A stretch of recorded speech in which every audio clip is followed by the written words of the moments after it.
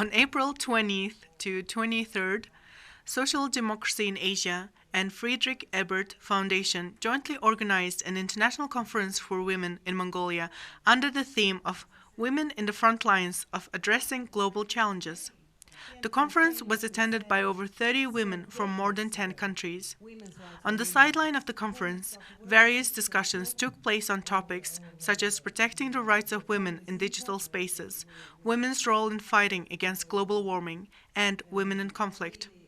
There is evidence that having more women in public and private decision-making increases the general level of public sector effectiveness and accountability in a country.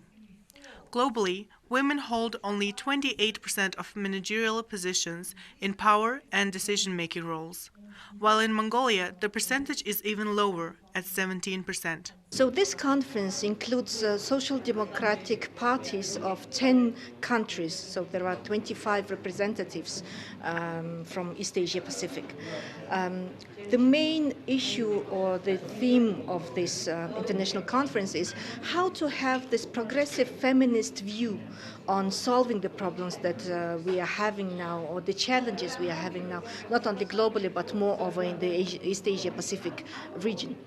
The global crisis, the globalization, the digitalization, as also the, for example, the climate crisis. This conference is very, very important. We're talking mainly on feminist foreign policy and how to get women both into politics, labor market, and also have a more gender equal society. And I have given the experiences from my years as a minister in the Swedish government. The percentage of the female population in Mongolia is 50.77%. Furthermore, Mongolia has not yet met the target of having at least 20% of women in public decision-making positions, as stipulated by the election law of Mongolia, and is below the world average of 26%.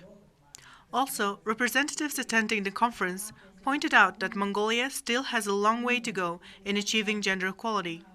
Despite holding 8 elections in the past 30 years, women parliamentarians currently only contribute 17% of the total, indicating a significant gender gap in political representation in Mongolia. In New Zealand, we already have 50-50 representation in our parliament, and just as recently, last week, we got 50-50 in cabinet as well, so all our sitting ministers. But it's good to hear that Mongolia is working towards the goal of the 50-50 equality, and just being able to share examples as well. Exchanging the different ideas about the feminism regarding the foreign policy and other climate change issue. They are very dynamic issues, and I think and I hope that we can have a kind of so movement for it, and like we can do something better for bringing more women in the leadership position. There are issues, and there are new issues, there are old issues like digitalization, climate change. These are the new topics for the feminist movement. So it's kind of, looking back and going further for the feminist movement. So, yeah. A revised draft law on elections has been submitted to the state Great Horal. It proposes a mixed-member electoral system and requires political parties to alternate male and female candidates in their party lists of 38 candidates, ensuring at least 50% participation of women. Leaders of the political parties assumed that the quota can be 19.